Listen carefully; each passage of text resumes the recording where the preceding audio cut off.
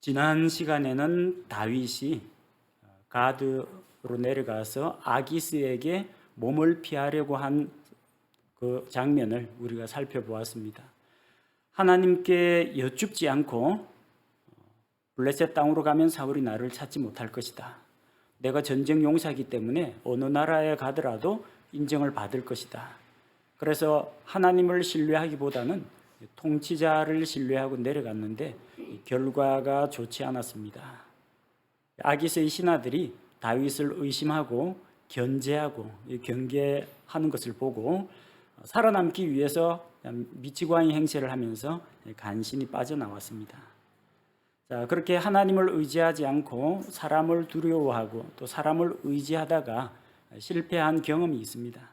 그러니까 우리가 다윗이라고 생각할 때 다윗은 뭐 위대한 믿음의 용사 이것만 볼 게 아니라 우리하고 똑같아요. 우리하고 거의 비슷한 약점과 우리하고 거의 비슷한 실수를 저지르는 연약한 사람입니다. 그런데 중요한 것은 실패를 통해서 배우지 못하는 사람에게는 미래가 없다는 겁니다. 한번 그런 실패를 경험했으면 이제 다시 그런 실패를 반복하지 않도록 정신을 차려야 됩니다. 오늘 본문 말씀을 살펴보면 하나님께 묻지 않고 섣불리 자기 독단으로 행동하다가 실패했던 다윗이 이제는 정말 하나님을 믿고 의지하는 그런 믿음으로 발전하는 것을 보게 됩니다. 우리 1절부터 한번 살펴보도록 하겠습니다. 자, 이제 가드에서 도망을 쳤습니다.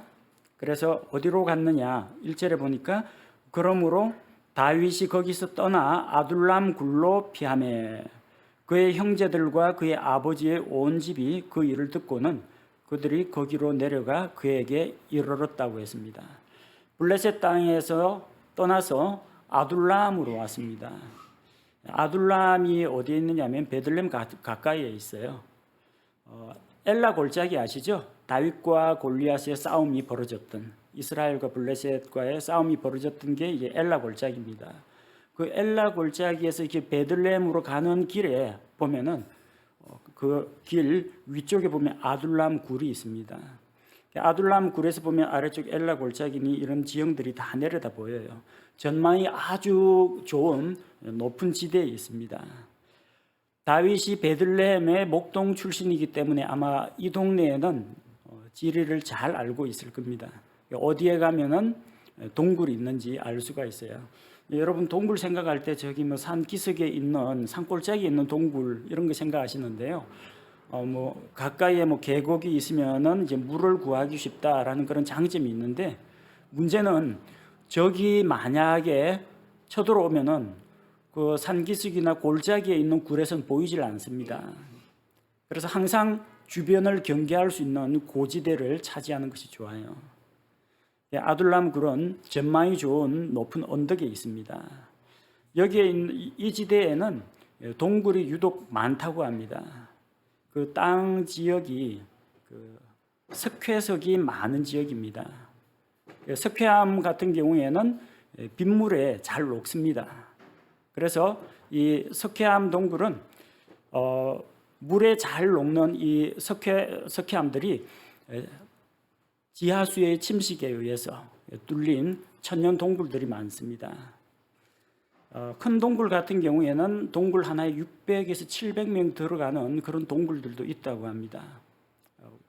그쪽 지형에 동굴들이 많은 지역이기 때문에 한번 숨었다 하면은 밖으로 나오기 전에는 찾아내기가 쉽지가 않고 반면 동굴 안에서는 바깥 경치가 다 보입니다. 산 아래쪽이 다 내다 보이기 때문에 적을 경계하고 또 그러기에는 아주 좋은 지역입니다.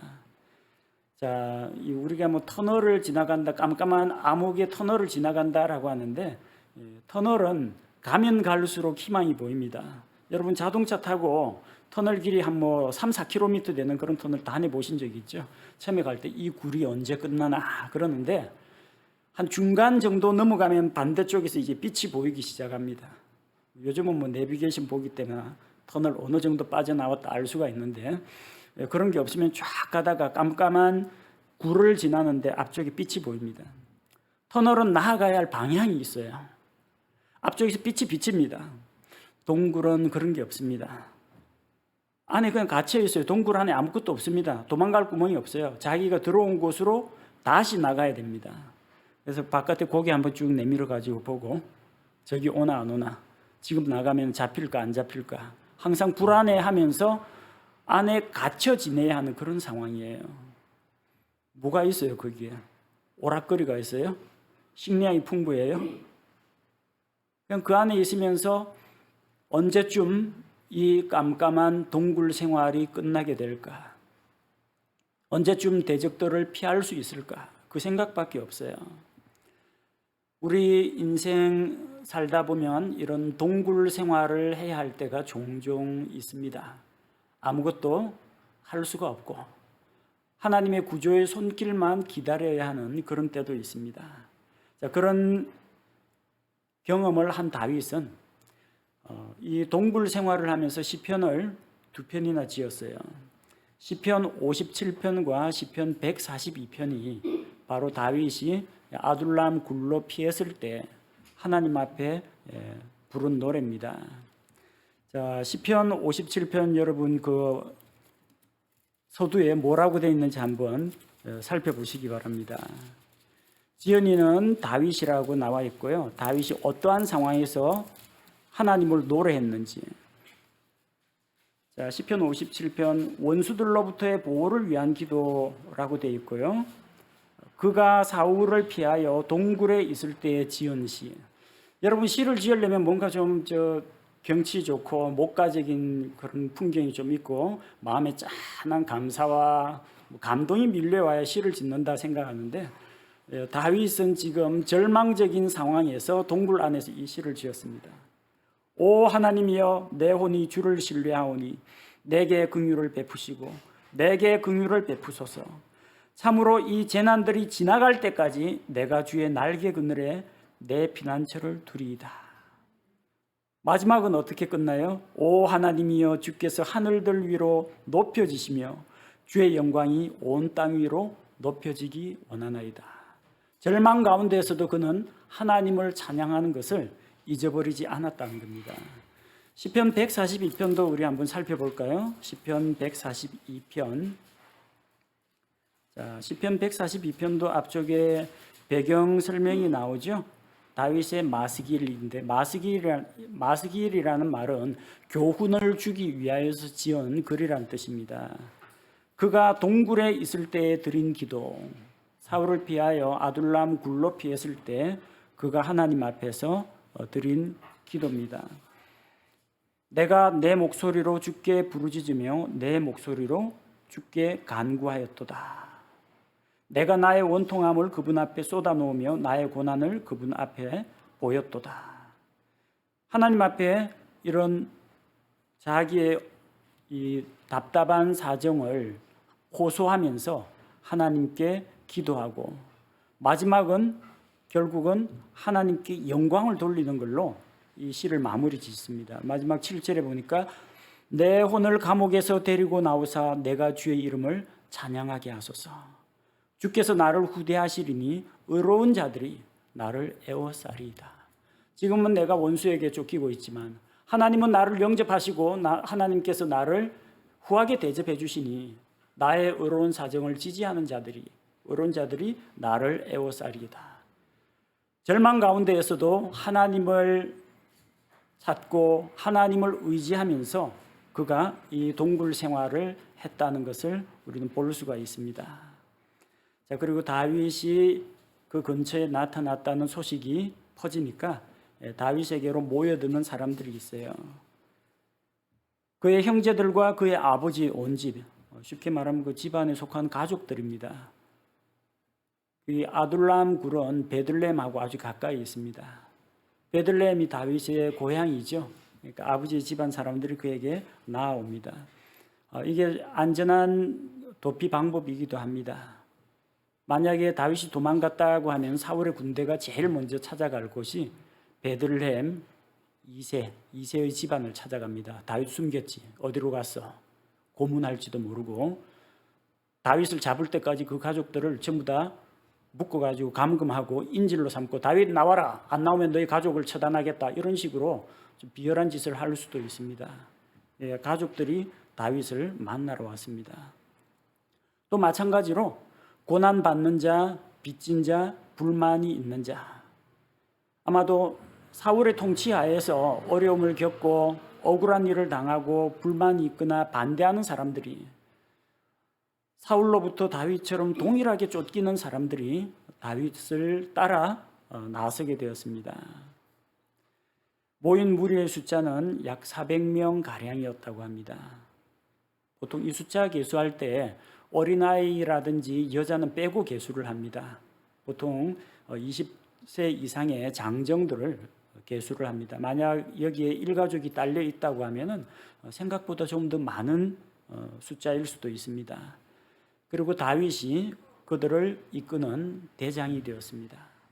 사울에게 쫓기는 자, 사울에게 원망과 불평이 있는 자, 또한 사울을 싫어하는 사람들, 결국 이런 사람들이 이제 다윗에게로 나왔습니다. 오해하지 말아야 할 것은 다윗이 사회에 불평 불만을 가진 사람들을 이끌고 무슨 역모를 꾀한다든지 사울 반대 모임을 만든다든지 그런 건 아닙니다. 이 사람들은 도망자입니다. 공격하거나 저항하거나 테러하는 집단이 아닙니다. 사울을 피하여 같이 이렇게 한 마음으로 뭉친 자들입니다. 자, 그런데 이제 다윗의 부모는 나이가 제법 많습니다. 우리가 지난번에 읽었지만 이새는 그 시대 사람들 가운데 나이 많은 자에 속하였다, 그런 구절을 읽은 적이 있죠. 연로하신 부모님 모시고 도망가기가 어렵기 때문에 3절과 4절에 보면 다윗이 부모님을 모압 왕에게 위탁합니다. 다윗은 모압의 미스바로 갑니다. 성경에 보면 미스바라는 지명이 여러 군데 나옵니다. 모압에도 미스바가 있고요. 이스라엘에서 사무엘과 이스라엘 백성이 회개 운동을 벌이고 주께 제단을 쌓은 그 미스바도 있고요. 그 다음에 저기 야복강 근처에 가면 거기서도 또 미스바라는 곳이 있습니다. 그 야곱이 바단 아람에서 돌아오는 길에도 미스바라는 지명이 나옵니다. 근데 여기서 말하는 미스바는 모압 땅에 있는 그 미스바를 이야기합니다. 이름은 같지만 비슷한 같은 지명을 쓰는 곳이 많이 있습니다. 다윗은 전쟁에서 블레셋 사람들과 싸운 적은 있지만 모압 사람들과 대적한 적은 현재 지금까지는 없습니다.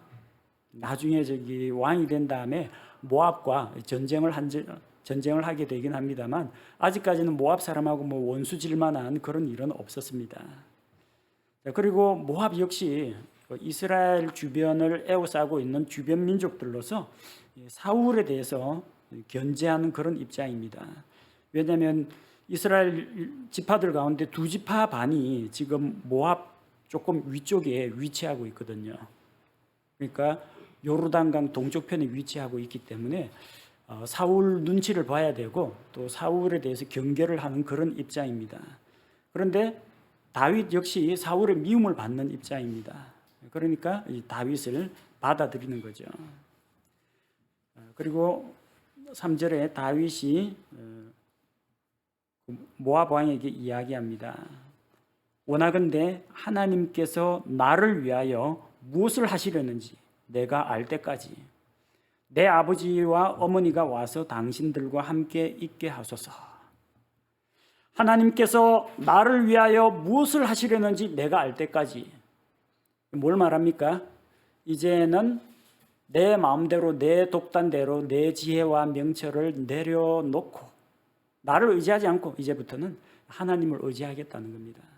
다윗은 아마 이렇게 하나님께 기도했을 겁니다. 하나님, 나를 위하여 무엇을 하시렵니까? 무엇을 하시려고 나로 하여금 이렇게 쫓기는 신세가 되게 하셨습니까? 나로 하여금 앞으로 어떤 일을 계획하고 계십니까? 내가 어디로 가면 좋겠습니까? 하나님께서 나를 위해서 나에게 무슨 일을 하시려는지 내가 알게 될 때까지, 그 기도 응답을 받게 될 때까지는 우리 부모님을 맡아달라고 하는 이야기입니다. 지금 부모님을 맡기는 게 중요한 게 아닙니다. 다윗의 마음가짐이 바뀌었어요. 이전에는 자기 판단과 자기 명철을 의지했다면 이제는 모압 왕 앞에서 하나님을 믿지도 않는 그 불신자 왕 앞에서 하나님을 간증합니다. 하나님께서 나를 향하여 어떤 계획을 가지고 계시는지 내가 알게 될 때까지 우리 부모님을 부탁합니다. 실패를 통해서 다윗은 배웠습니다. 실패를 통해서 다윗은 변화를 받았습니다. 그러면 이 실패는 그에게 약이 된 겁니다. 실패를 통해서 넘어지고 못 일어났다면 그건 참 안타까운 일이지만 이제 변화받았지 않습니까? 이제 하나님을 의지하는 다윗, 하나님을 더 가까이 하는 다윗이 되었던 겁니다. 다윗은 이스라엘 사람들에게 부모님을 맡기는 것보다는 모압 왕에게 맡기는 것이 더 낫다고 생각했습니다. 이스라엘 영역 안에서는 사울의 입김이 미칩니다. 누가 다윗의 부모님을 모시고 있다고 하면은 자기 때문에 부모님이 잡혀갈 수도 있습니다.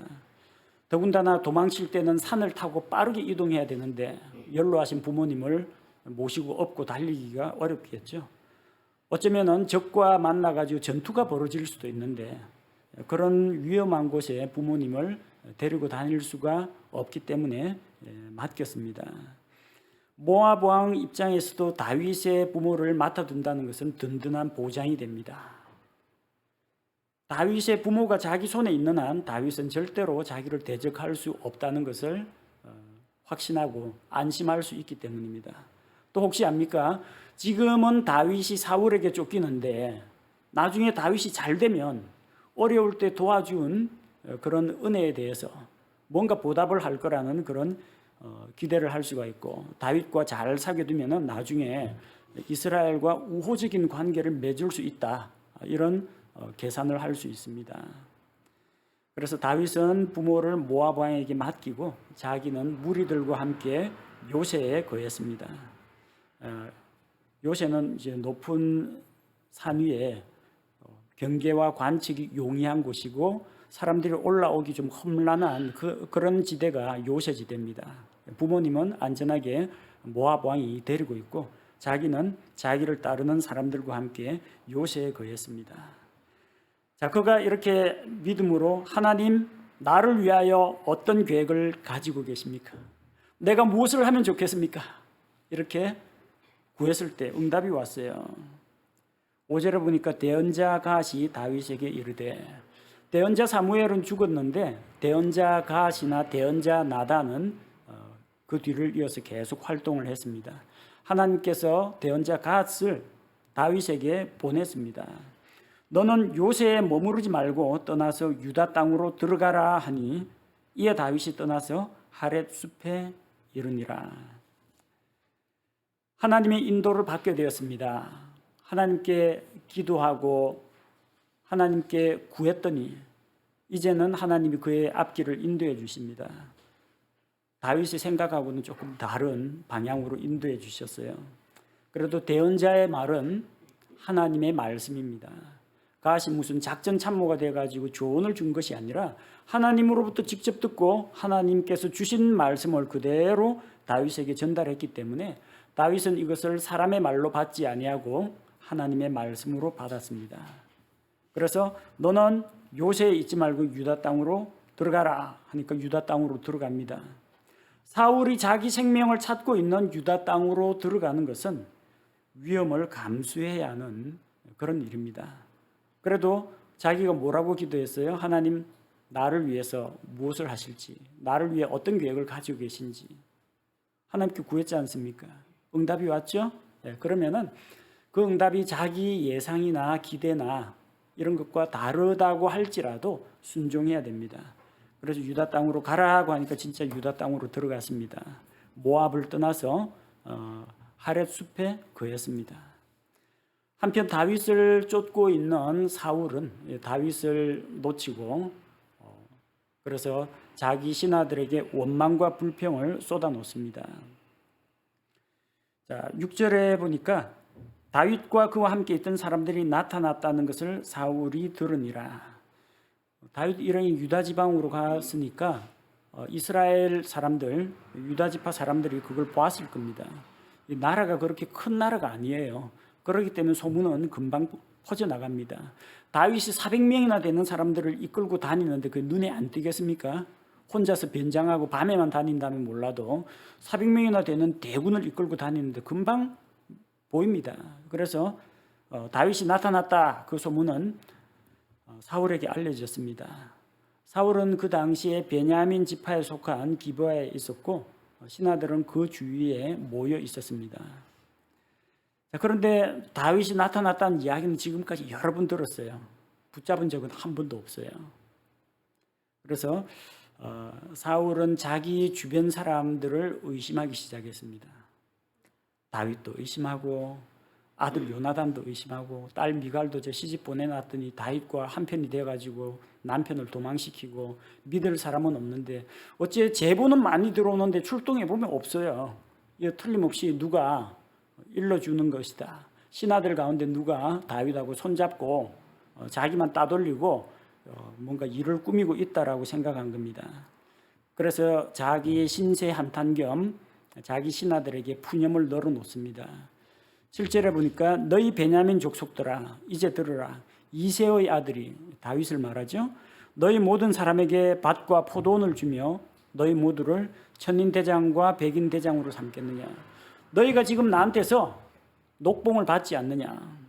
너희가 군대대장 맡고 내가 포도원도 주고 밭도 주고 그러지 않았느냐. 너희가 다윗에게서 월급 받느냐. 나한테 월급 받느냐. 누구한테 충성해야 되겠느냐. 그 이야기입니다.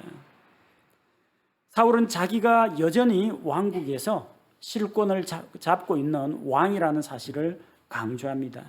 다윗은 너희에게 어떠한 이득이나 혜택도 줄 수 없다. 그런데 왜 나를 따르지 않고 주변에 이렇게 다윗을 따르는 사람이 많으냐는 겁니다. 아무도 내 편이 되어줄 자가 없다고 한탄을 합니다. 너희 모두가 나를 대적하려고 음모를 꾸몄고 내 아들이 요나단이죠. 이새의 아들과 요나단과 다윗이라고 이름도 거론 안 합니다. 내 아들이 이새의 아들과 동맹을 맺은 것을 내게 알리는 자가 하나도 없으며 또 너희 중에서 나를 위해 슬퍼하거나 내 아들이 내 신하를 선동하여 이날에라도 매복하였다가 나를 치료하는 것을 내게 알리는 자가 하나도 없도다. 왜 알리는 자가 하나도 없어요? 그런 일이 없으니까 알리는 자가 없죠. 자기 아들이 언제 신하들 선동해가지고 우리 아버지 죽이자 그런 적이 있습니까? 없어요.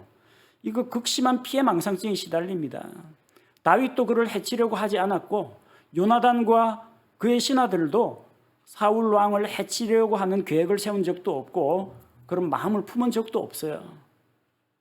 그런데 이 피해망상증에 시달리다 보니까 다윗이 내 신하들이 월급은 나한테서 받고 나를 배신해서 정보를 빼돌리고 내 아들도 나를 대적하고 내 아들들이 음모를 꾸며가지고 신하들과 손잡고 지금이라도 나를 치러 갈 텐데 아무도 나한테 고발하고 신고하는 사람이 없다. 내 편이 없다. 그런 이야기를 하는 겁니다. 마음이 병들면 이렇게 생각이 부정적이 됩니다. 그 사람들이 다윗 편이면 벌써 다윗을 따라갔죠. 왜 사울의 왕궁에 남아 있겠습니까? 아직까지는 사울이 기름 부음 받은 왕이기 때문에 사울 곁에 있는 겁니다. 그러면 그런 신하들에게 좀 따뜻한 말이라도 한마디 해주고 치하를 해줘야 하는데 주변 사람들까지 다 의심스럽게 보이는 거예요. 마음이 병들어서 그렇습니다. 근데 거기에 또 분위기를 잘 맞추는 왕의 비율을 잘 맞추는 사람이 또 한 명이 있어요. 우리가 그 이전 장에서 읽었던 사울의 가축을 돌보는 자들의 우두머리 에돔 사람 도액입니다. 9절을 보니까 그때 사울의 신하들을 다스리도록 세워진 에돔 족속 도액이 응답하여 이르되 그 도액이 밀고를 합니다. 이새의 아들이 노베에 와서 노베는 그 제사장들의 도시라고 했죠. 노베에 와서 아히두베 아들 아히멜렉에게 이른 것을 내가 보았는데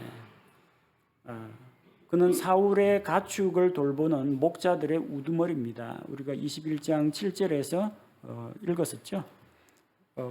목자들의 우두머리이기 때문에 하나님께 드릴 희생물을 드리기 위해서 자주 하나님의 그 성막이 있는 곳에 들러서 이 가축들을 제공합니다. 근데 하필이면 그날 노베 그가 와 있다가 다윗이 제사장에게 도움을 받는 것을 보게 된 겁니다. 그래서 아무도 내게 고발하는 자가 없다, 신고하는 자가 없다 하는데 자기가 이제 충신인 척하면서 사울이 듣기 좋은 말을 하는 겁니다. 제가 노베 가서 봤는데 다윗이 제사장 아히멜렉을 만났습니다. 다윗은 그래서 에돔 사람 도에게 밀고로 쫓기게 되고 다윗을 도와준 그 제사장과 제사장 일가족들도 큰 곤욕을 치르게 됩니다. 에돔 사람 도액은 다윗을 미워했습니다. 사울에게 신고해서 다윗을 잡으려고 합니다. 다윗의 자손이신 예수님은 에돔 사람 헤롯에게, 예수님 베들레헴에서 태어났을 때 헤롯 왕이 동쪽에서 온 지혜자들이 유대인들의 왕으로 오신 분이 어디 계십니까 하니까 내가 왕인데 이 사람들은 무슨 이야기하는 거야. 나 대신해서 유대인들의 왕이 나온다고 헤롯이 위기의식을 갖고 어린 아이들을 다 죽이라고 했습니다. 예수님은 헤롯에게 생명의 위협을 받고 이집트로 도망을 가야 했습니다. 도액은 아히멜렉 제사장이 다윗을 도와준 그 내용을 사울 왕에게 일러 바칩니다. 말하자면 이제 제사장들이 다윗과 손을 잡고 사울을 대적하는 일을 했다는 겁니다. 크게 세 가지를 언급하고 있죠. 그 중에 한 가지가 10절에 그가 그를 위해 죽게 묻고, 아마 다윗이 물었을 겁니다. 어디로 가야 할지, 하나님께서 나의 길을 어떻게 인도하실지 제사장이 아마 길을 가르쳐 줬을 겁니다. 제사장이 하나님께 묻고 다윗의 앞길에 대해서 너의 앞길에 무엇이 기다리고 있다, 고난 뒤에 영광이 기다리고 있다, 이런 걸 일러주든지, 그 제사장이 하나님께 구하고 묻고 이러는 것은 제사장의 기본 임무입니다. 평상시에도 사울이 보내가지고 가서 제사장에게 가서 하나님께 여쭈라 하면은 다윗은 그런 일을 수행했습니다. 자, 그런데 이게 문제가 됩니다. 사울과 다윗의 관계가 좋았을 때는 그게 문제가 아니었는데, 정상적인 제사장의 임무였는데, 다윗이 쫓기면서 제사장에게 가서 도움을 청하니까 그와 이야기를 나누고, 또 제사장이 아마 다윗을 축복하면서 그를 위해 기도도 해줬을 겁니다. 제사장은 기본적으로 자기 임무에 충실했는데 사울 눈에는, 그리고 도액이 일러 바치는 말에 의하면은 이 둘이 짜고 사울을 대적한다라고 생각한 겁니다. 두 번째는 쫓기는 다윗에게 제사장이 양식을 제공했다는 겁니다. 다윗은 성소에서 물려낸 보여주는 빵, 진열해 놓는 빵을 얻었습니다. 그 빵은 하나님께서 자기 백성을 먹이신다라는 상징적인 표시로 일주일 동안 성소 안에 있었습니다. 그 임무를 다하고 나와서 이제 보통 빵이 되었습니다. 그리고 그 빵은 진짜로 하나님께서 굶주린 자기 백성을 먹이는 일에 사용되었습니다. 제사장은 율법의 기본 정신을 알고 그 빵을 나눠 주었습니다. 원래 제사장 자기가 먹어야 되는데 이 배고픈 사람에게 나눠 줬습니다. 문제될 거 없죠. 하나님의 율법의 정신에 투철했고 또 이미 성소에서 제 기능을 다 하고 나온 빵을 주었기 때문에 문제가 되지 않습니다. 그리고 제사장이 다윗에게 골리앗의 칼을 주었습니다. 이건 좀 치명적이네요. 쫓기는 다윗이 무기를 얻었습니다. 그 무기는 제사장 아히멜렉이 주었습니다. 사울이 이것도 들으니까 또 노발대발 할 만하죠. 근데 그 칼은 원래는 골리앗의 것입니다. 근데 전쟁에서 적장을 베면 그 적장이 가지고 있는 무구, 갑옷이나 투구나 그 사람이 가지고 있는 그 공격 무기나 전부 이긴 자의 것이 됩니다. 말하자면 이건 다윗의 전리품이에요. 골리앗의 칼, 골리앗의 갑주 이런 것들은 다윗에게 소유권이 있는 겁니다. 그래서 너가 그 죽였던 그 골리앗의 칼, 그 원래 너 거니까 가져가라고 내준 거예요. 전혀 문제될 게 없습니다. 자기 전리품 자기가 가져간다는데 뭐라 하겠습니까? 그런데 이 마음이 비뚤어진 사울의 눈에 볼 때는 다윗이 그 칼 가지고 자기를 죽이려고 찾아올 거라고 생각하는 겁니다. 이런 피해 의식에 쩔어가지고 병적인 생각을 합니다. 그러니까 누가 미워지겠어요? 다윗도 밉지만 다윗을 도와준 이 아히멜렉과 그 제사장들이 다 밉다는 겁니다. 그래서 이어지는 구절에 보면은 제사장의 도시 노업에 사람들을 보내가지고 제사장 일가족들을 다 죽이도록 합니다. 끔찍한 살인을 저지르게 됩니다. 쫓기는 다윗, 쫓기면서 하나님께 의지하고 길을 묻는 다윗. 우리는 오늘 다윗을 통해서 어떻게 이런 쫓기는 생활 가운데에서 담대함을 지키고 마음의 평안을 지키고 또 하나님의 약속이 이루어지는 것을 기다릴 수 있는지 교훈을 받고자 합니다. 다윗은 거처가 없이 여기저기로 도망하는 신세였습니다. 블레셋 사람의 가드로도 가보았고 그리고 아둘람 동굴에도 있었습니다. 모압의 미스바에도 들러서 자기 부모님을 위탁했고 또 하나님의 말씀을 따라서 하렛 숲으로 도망 다녔습니다. 몸도 피곤하고 정신적으로도 지쳐서 어려운 처지에 놓였습니다. 쫓긴다는 것은 뒤쫓는 사람보다도 쫓기는 사람이 피곤합니다. 쉴 수도 없고 잠도 제대로 오지 않고 언제 적들이 나타날지 모르기 때문에 긴장하는 가운데에서 하루하루 순간순간을 보내야 합니다. 어둡고 황량한 아둘람 동굴에서 많은 날을 보낸 다윗을 생각해 보십시오. 엘라 골짜기에서 골리앗의 목을 베었을 때는 참 좋았죠. 백성의 칭찬도 듣고 영광도 누렸습니다. 군대 대장으로 발탁되어 가지고 사울의 신하가 되어서 군대를 지휘하고 백성들 가운데 출입하고 외교 사절단 나오면은 접객하러 나가고 그런 좋은 신분도 한순간에 다 잃어버렸습니다.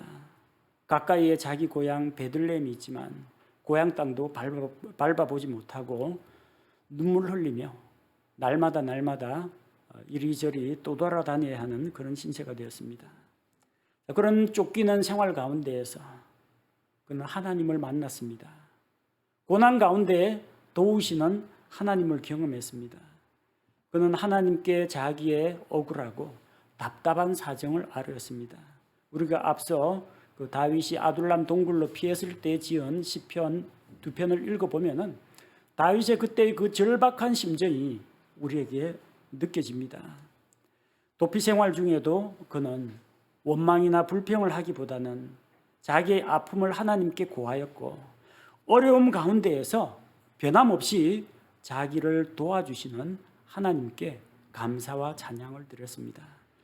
우리 다윗과 같은 경험, 혹시 고난과 또 어려움, 쫓기는 신세 이런 경험을 하신 분 혹은 지금 겪고 있는 분이 있다면 다윗에게서 배워야 합니다.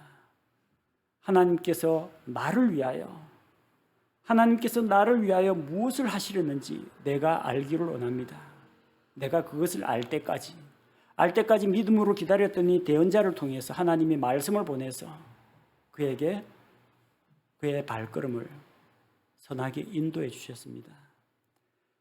답답한 생활 가운데에서 동굴 속에서 하나님께 부르짖었더니 하나님께서 그의 목소리를 들으시고 그를 동굴에서 이끌어내시고 흑암 속에서 이끌어내시고 깊은 수렁 속에서 건져주신 것을 우리 기억합시다.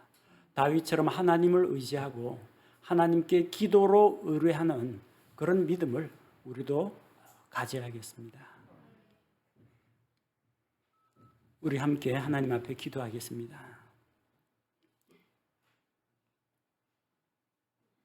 다윗이 통치자를 의지하려고 가드 왕 아기스에게로 내려갔지만 결국은 실패를 하고 동굴 속에서 하나님께 부르짖으며 앞길을 간구할 때 하나님께서 나를 위하여 무엇을 하시려는지 내가 알 때까지, 하나님께서 나를 향하여 어떠한 계획을 갖고 계시는지 내가 알 때까지, 그렇게 하나님께서 가르쳐 주실 때까지, 알게 될 때까지 기도하고 기다렸더니 주께서 대언자 갓을 보내서 그에게 말씀을 들려주셨습니다.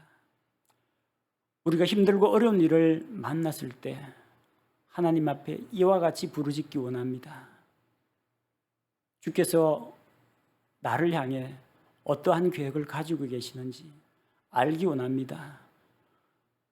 우리에게 사도들과 대언자들을 통해서 기록해 주신 말씀을 통해서 우리에게 주님의 뜻과 주님의 계획을 알게 하여 주옵소서.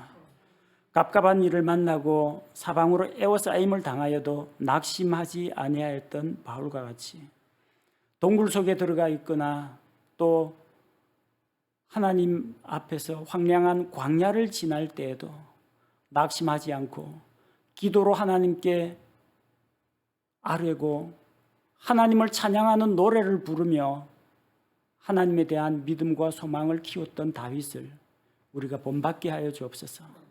마침내 다윗을 높이시고 영광의 자리로 올리신 하나님을 바라보면서 우리가 잠시 받는 이런 어려움들을 극복하고 장차 예수 그리스도와 함께 누리게 될 영원한 영광을 바라보면서 이 땅에서의 힘들고 어려운 사정을 다 인내로 극복하고 위에 있는 것, 하늘에 속한 것들을 추구하는 성도들이 되게 하옵소서.